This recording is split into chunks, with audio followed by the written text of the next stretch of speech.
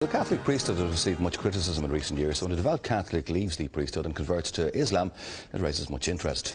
Well, our next guest did just that. After being a Catholic priest in Britain, he left to become a teacher and studied in Egypt, where he converted to Islam and became a Muslim. He is now in Ireland to spread the word of the Quran, and he joins us in studio this morning. Good morning to you, Idris Tafi. Good morning to you. Assalamu alaikum. Peace be upon you.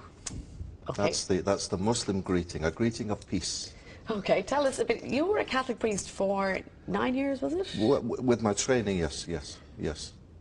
Why did you decide to convert? Well, if we had kind of 2 hours or a whole series, I could perhaps tell people it happened through people, through events, when I left the priesthood. I didn't leave the priesthood because I wanted to change my religion. That's for sure. I had no plan of leaving the Catholic Church, none. But when I left the priesthood, it was a big decision to make, and it was upsetting, and it left me feeling very low. And I looked for a holiday, so I needed a good holiday. But I had no money, so I went to the internet and got the cheapest holiday I could find, and the cheapest holiday was a holiday to Egypt. Now, I knew nothing about Egypt. I'd never met a Muslim in my life.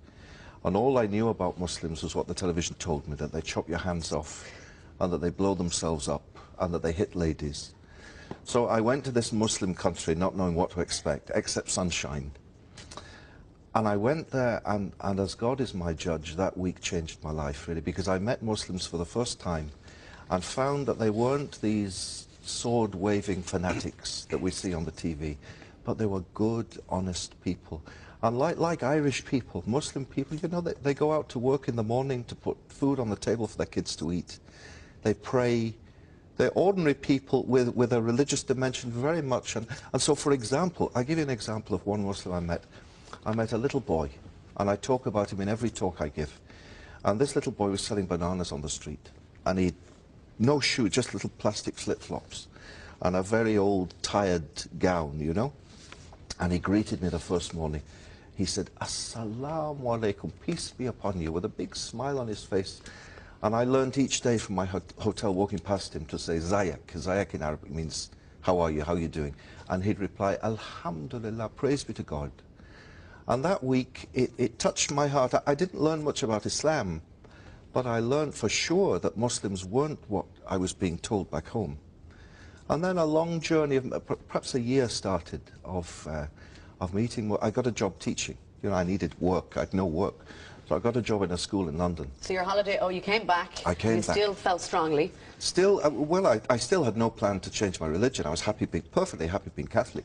And in fact, in all the talks I give, you know, I've been giving talks this week in Ireland, I always start my talks by saying, if anyone's come here tonight to hear me criticize the Church or the Pope or Christianity, you've come to the wrong talk. Why did you leave the priesthood, though? What made that decision after 8 years there as a priest? Okay, well, the job, I liked the job.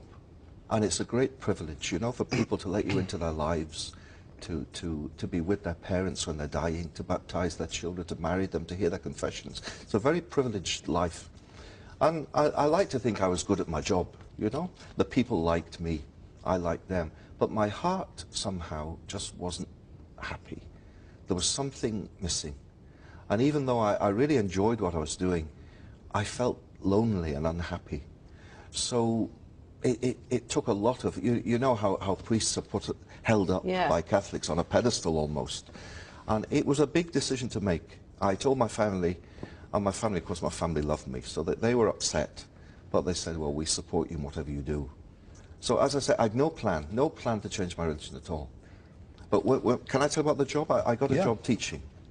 And in the school where I was in London, there were lots of Muslim kids. Very naughty school I was in, very naughty. They had every wrong thing you could imagine they did, but I liked it. I liked the kids, and they liked me, and I was teaching them about religions. All my life I taught, as a De La Salle brother, I taught about the Catholic faith.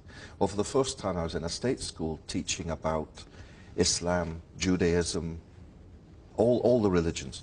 Well, I didn't know much about them, so every night I had to get the books out and read, you know. And the more I read, and the more I read, and the more I liked what I read about Islam. And the kids in school were having their effect on me. Ramadan came, you know, the holy month of Ramadan, of fasting.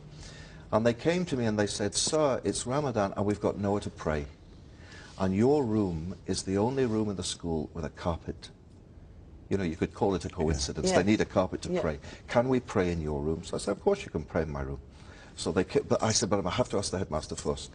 So I went to the head and I said, these boys, Muslim boys, would like to pray in my classroom. Is it okay? He said, fine, but you have to sit at the back, because knowing these kids, they could steal the carpet. You know? So I sat at the back for the whole month of Ramadan. And for the first few days, I just marked my books and prepared my lessons and paid no attention. Then as the days went by, I'd look at, oh, they're doing this now. Oh, they're doing this now. And I secretly went to the internet and I learnt the prayers in Arabic they were saying. It was a slow process. A very slow process. And it is a lovely religion, and there is a lot of peace, and there is a lot of love espoused. Yeah. But how do you reconcile and equate that with the fact that there are hundreds of thousands of fundamentalists who go to the other extreme, and there is no give and take? It is do it our way or we'll kill you. Okay, well, the way I'd answer that would be that this island of Ireland is no stranger to extremism and fanaticism done in the name of so-called religion.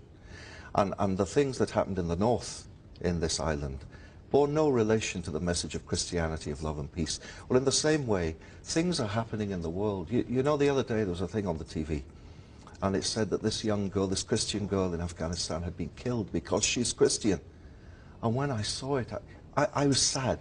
I wasn't angry, I was sad, and thought, what a shame that people misunderstand so much. And what a shame that people watching this think, here we go again, Islam and Muslims. If you want to meet real Muslims, come with me to my house, to my home in Alexandria, to my building. On the ground floor, you'll meet Ahmed and his wife and kids. On the next floor, Mahmoud and his wife and kids. On the next floor, Sharif. Ordinary people who pray, no hand grenade in their pockets, you know, no suicide belt.